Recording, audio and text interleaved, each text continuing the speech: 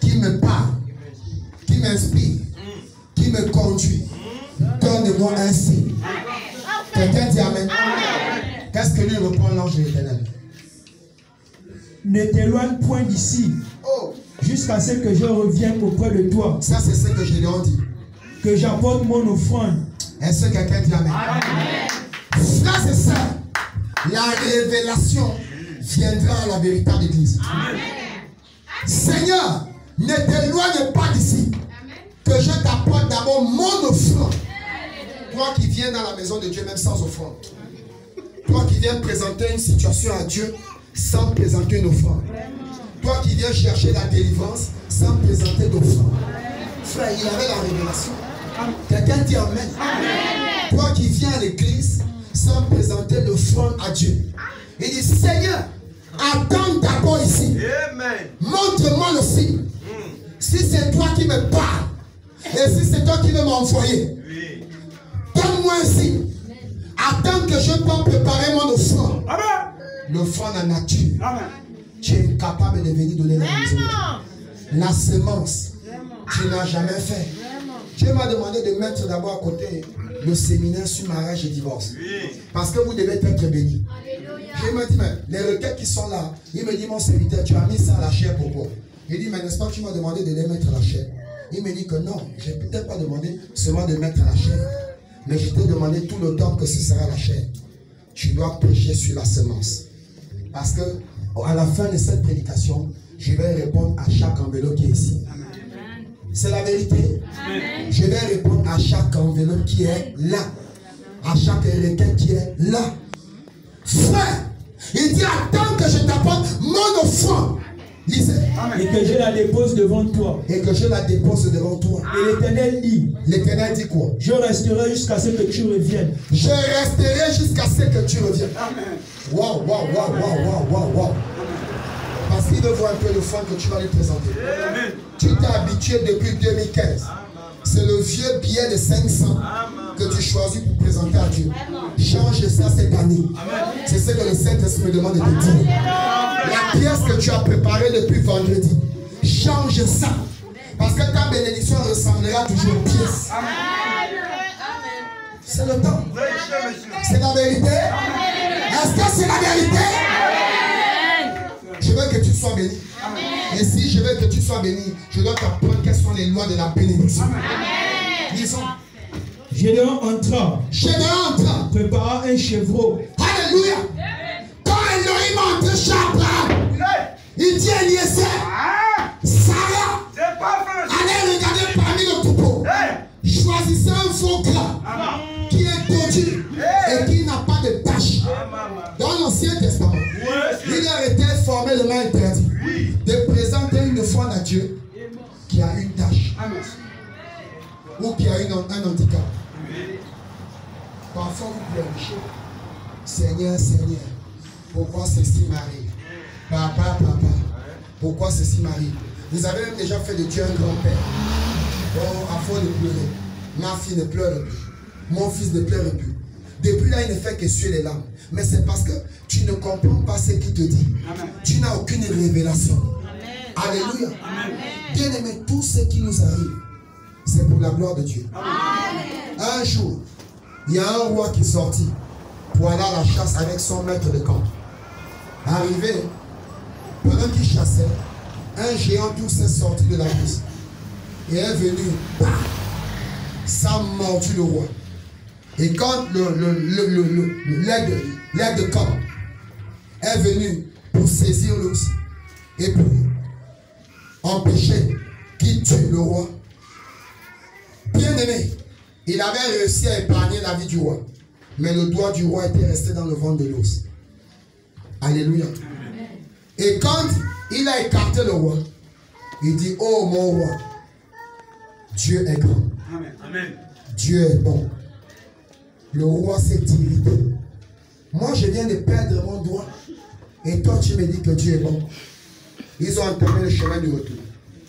Durant tout le chemin du retour, jusqu'à ce qu'ils retournent au palais. Je vais t'emmener quelque part. Jusqu'à ce qu'ils arrivent au palais. L'aide de camp de maître, l'aide de camp, l'homme de main lui dit à nouveau, oh roi, vraiment glorifions Dieu. Vraiment Dieu est bon. Parce qu'il a épargné votre vie. Le roi tomba dans une colère atroce. Et il donna l'ordre de venir saisir son maître de camp, son maître de main, son homme de main, et le jeter en prison. Frères et sœurs, quand il jeta cet homme en prison, c'était un fils de Dieu. Amen. Amen. Et pendant qu'il était en prison, le roi entreprit à nouveau une autre chasse forestière après la guérison de sa blessure. Cette fois-ci, quand il arriva en brousse, il tomba dans un guet-apens et il fut capturé par des sauvages. Des sauvages, dans leur coutume, quand ils capturaient les humains, ils les offraient en sacrifice. Ils les tuaient, ils les étalaient. Amen. Amen. Et alors, on ordonna d'amener le roi.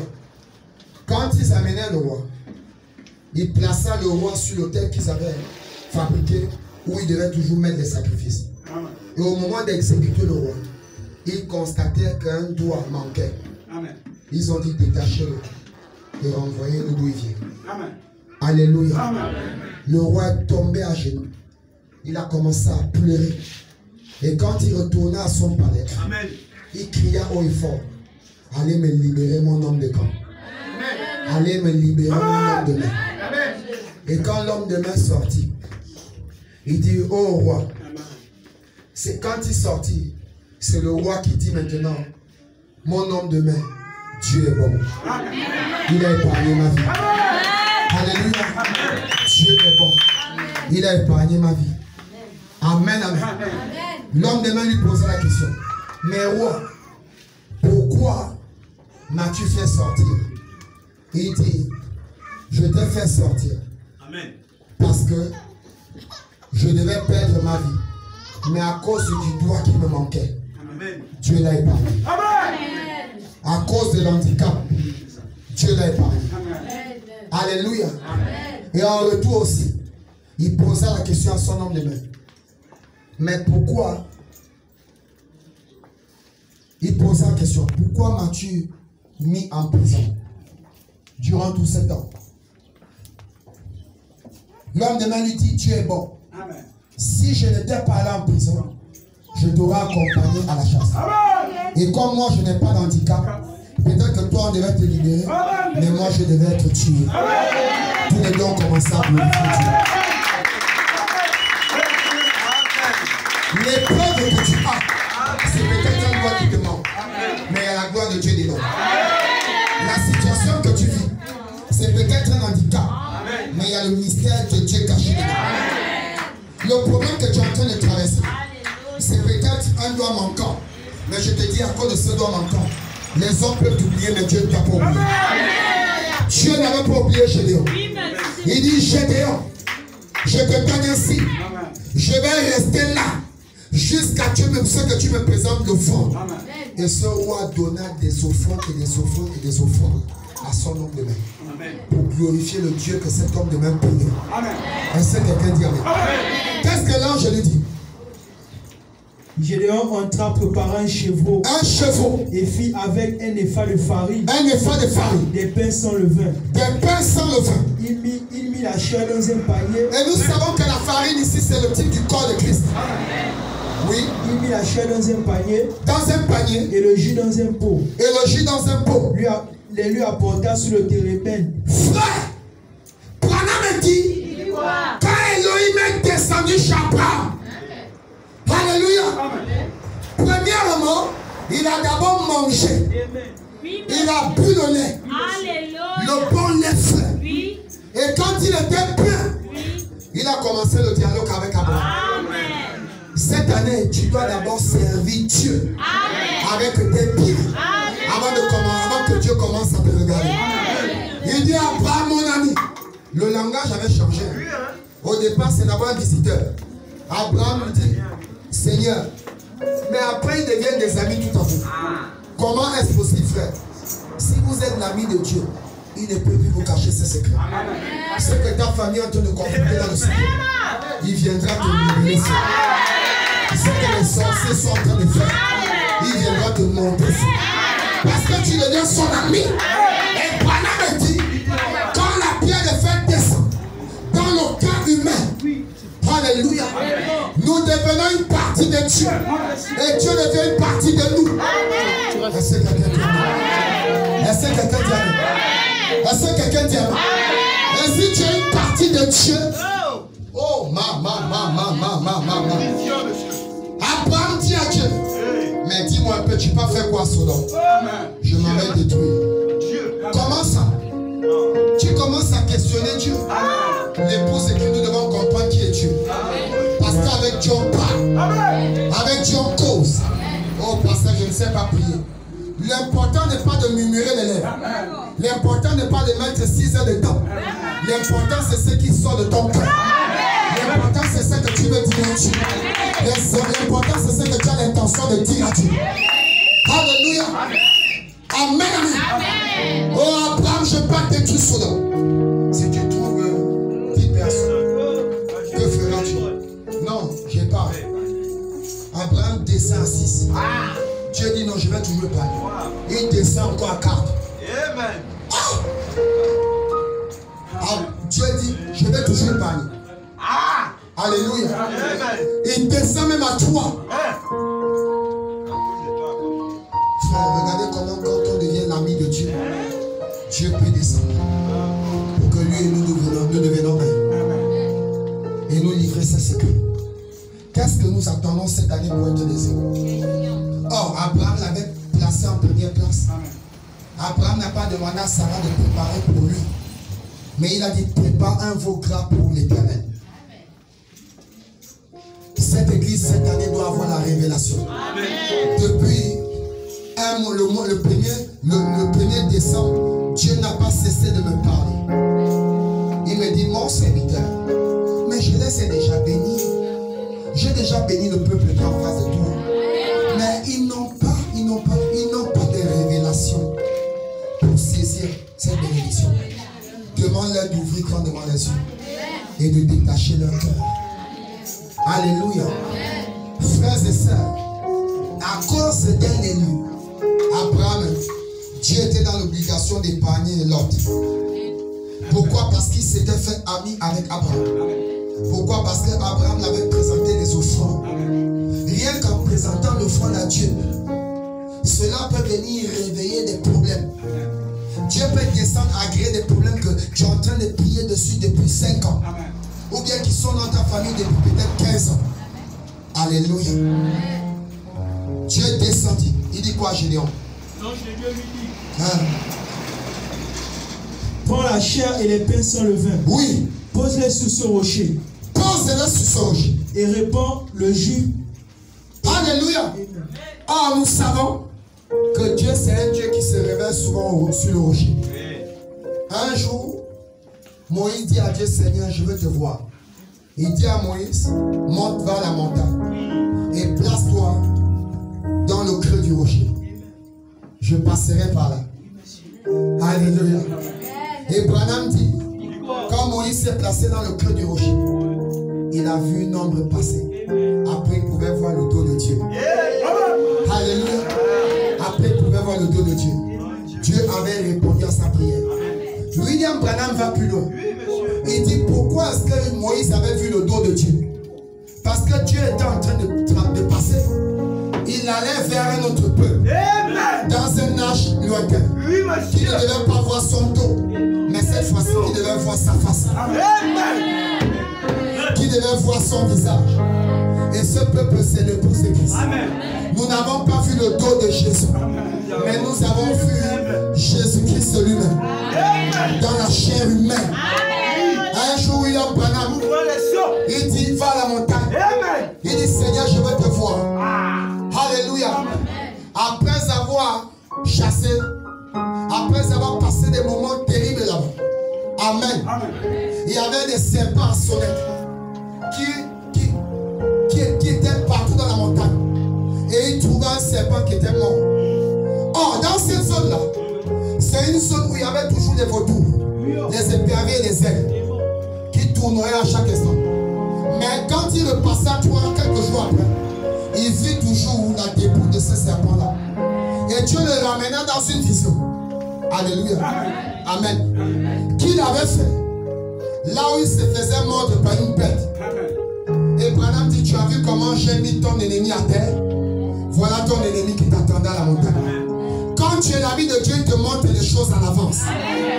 Dieu dit à Branham, monte, va plus loin. Il alla plus loin. Tu as dit que tu veux me voir. Adosse-toi sur ce rocher. Alléluia. Et quand il s'adossa sur le rocher, peu de temps après, Dieu lui dit, Branham, retourne-toi et regarde sur ce rocher. Qu'est-ce qui est écrit sur ce rocher? Il dit, c'est écrit White Eagle, l'aigle blanc. Alléluia. C'est écrit l'aigle blanc. Il dit, je suis sur ce rocher et je suis l'aigle blanc. C'est pourquoi dans cet âge, il a pris 4 faces. Alléluia. Il a pris la face du lion. Et Branham me dit, c'est le lion que j'ai vu sur l'autel. Le lion qui a rougi. Il a rougi. Mais quand il a rougi, Jean était triste. Parce que le lion n'était pas un agneau. Et quand il se retourna pour poursuivre son chemin, un des 24 vieillards se déplaça. Il dit, Jean, ne pleure pas. Ne t'en va pas. Tu crois que la nation est perdue? Retourne-toi. Fais demi-tour. Et quand Jean se retourna, il vit sur l'autel. Dieu avait changé de visage. Parce qu'il avait quitté l'âge de Paul. Et dans l'âge de Paul, Branham dit il fait avec le visage du lion pour ouvrir la parole. Mais il avait tourné le visage. Il était passé du lion au fond. Branham dit voici le fond. Voici l'agneau qui peut ouvrir le livre. Et cet agneau tenait un livre. Alléluia. Branham dit que Jean courut. Il dit je vais ouvrir le livre. Jésus ouvre le livre. Je vais voir si mon nom est dedans. Même si je viens à l'église, même si je paie mes dîmes, même si je suis prédicateur, même si je suis grâce, mais je vais d'abord voir si mon nom est dedans. C'est ma garantie. Je vais d'abord voir si mon nom est dedans. Je vais voir si mon nom figure. Quand il se rapprocha, il regarda bien. Branham dit il y avait un sourire. Tout à coup sur le visage de Jean. Parce qu'il avait vu son nom. Parce qu'il avait vu son nom. Parce qu'il avait vu son nom. Parce qu'il avait vu son nom. Et Branham dit, après le visage de fond, il tournait encore les regards. Il prit maintenant la forme d'un homme. Et c'est l'âge pentecôtiste. C'est l'âge de la science. C'est l'âge de la connaissance. Où les hommes devaient venir avec beaucoup d'intellect, beaucoup de connaissances. Alléluia. Mais ce réveil ne durera pas plus de 3 ans. Parce que c'est le réveil de la parole. Et c'est le réveil des dons. Mais quand il changeait de visage à nouveau, l'homme est peut-être fort. L'homme est peut-être robuste. L'homme est peut-être costaud. Alléluia. Mais ce n'était pas tout. Il fallait une autre capacité. Et Branham dit dans cet âge, il a pris le visage de l'aigle blanc. Alléluia. Et chacun de nous doit tourner les regards et regarder sur le rocher. Et le rocher, c'est Jésus.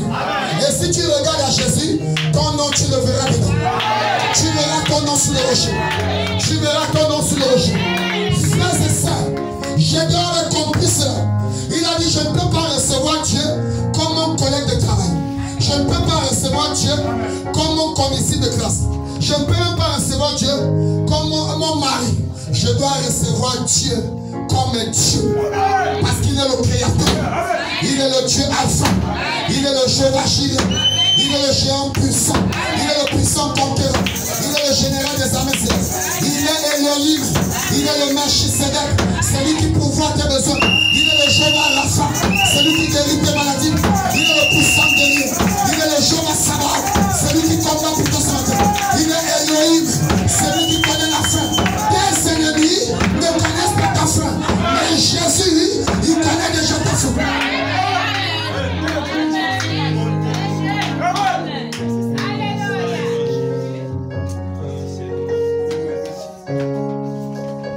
Gédéon, Seigneur, attends que je vienne te présenter mon offrande.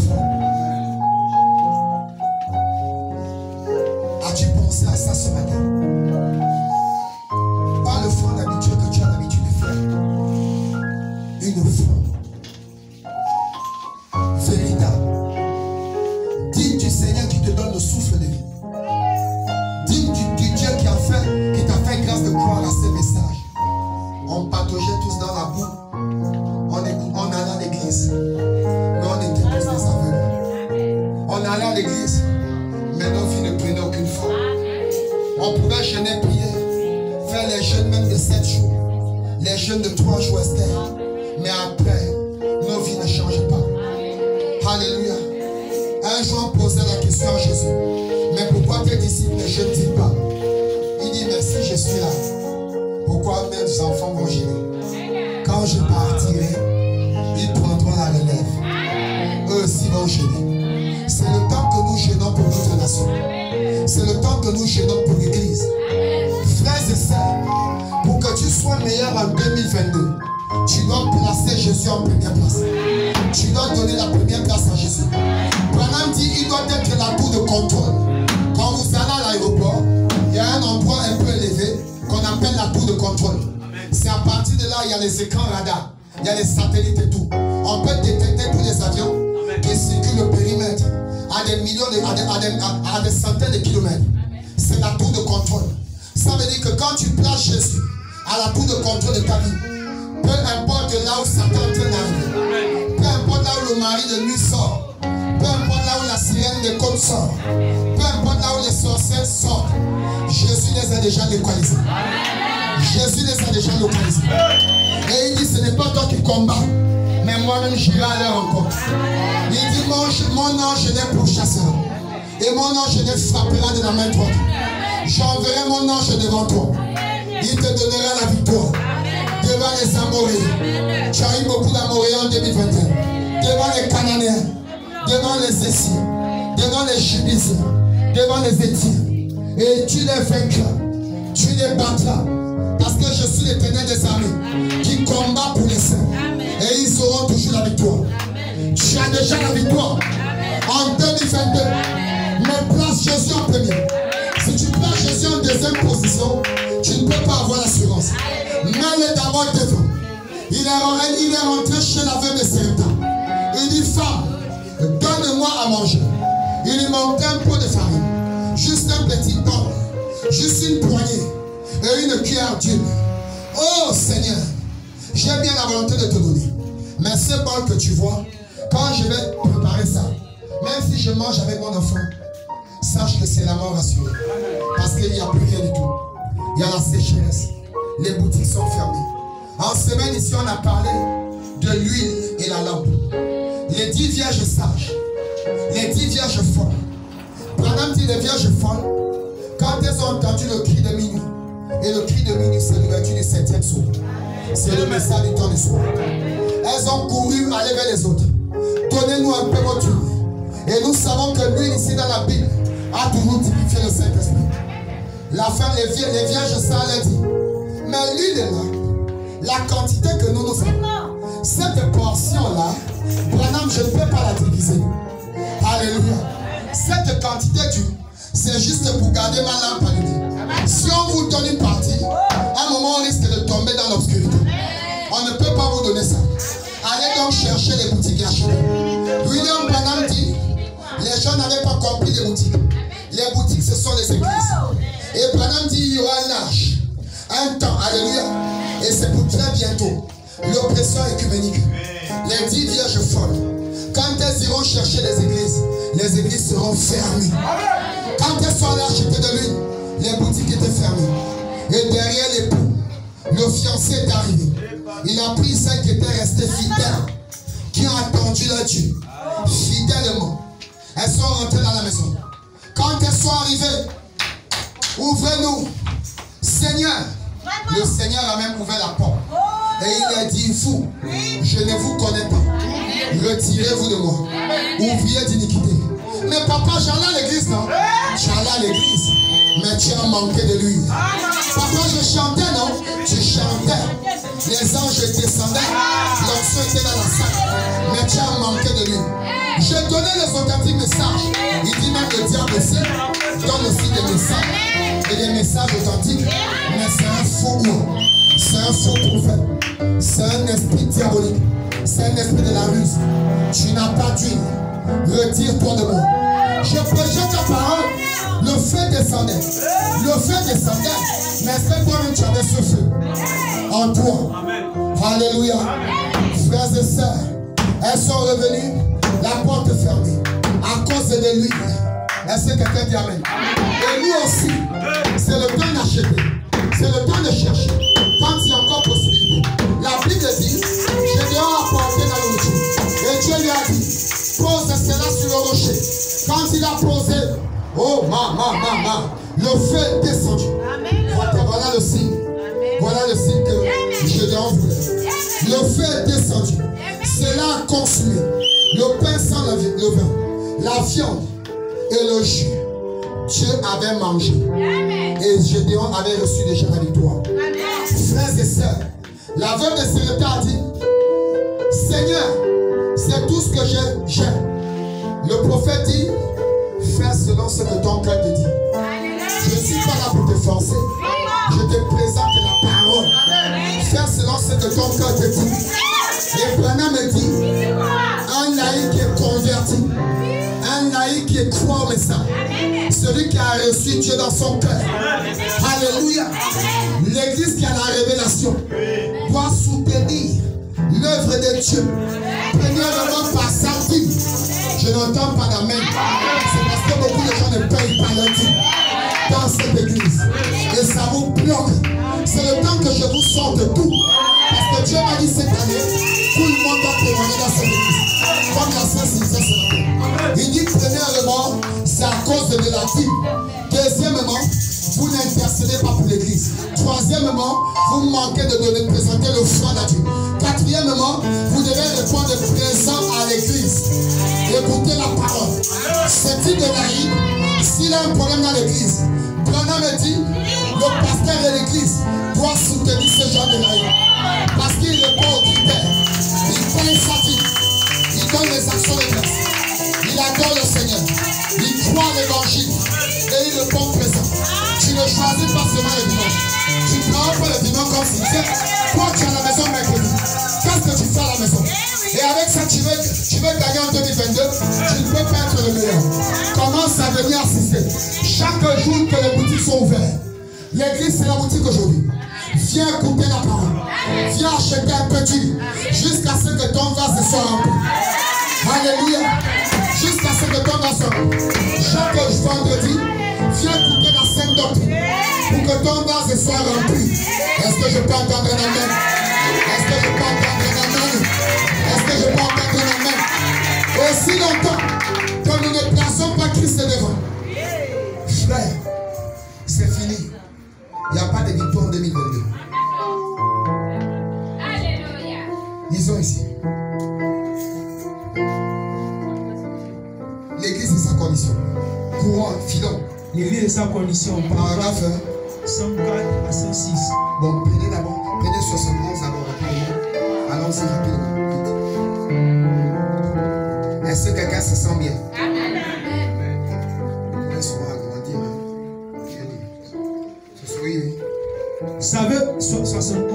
Savez-vous que le premier péché commença lorsque quelqu'un se détourna juste un instant?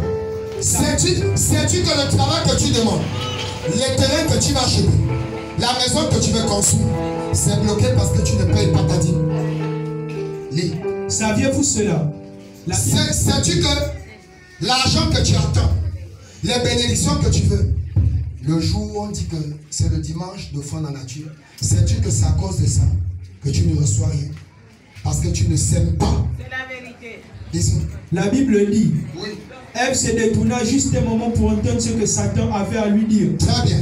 Et il lui dépeignit un si joli tableau. Bien-aimé, Satan peut rendre le péché mignon.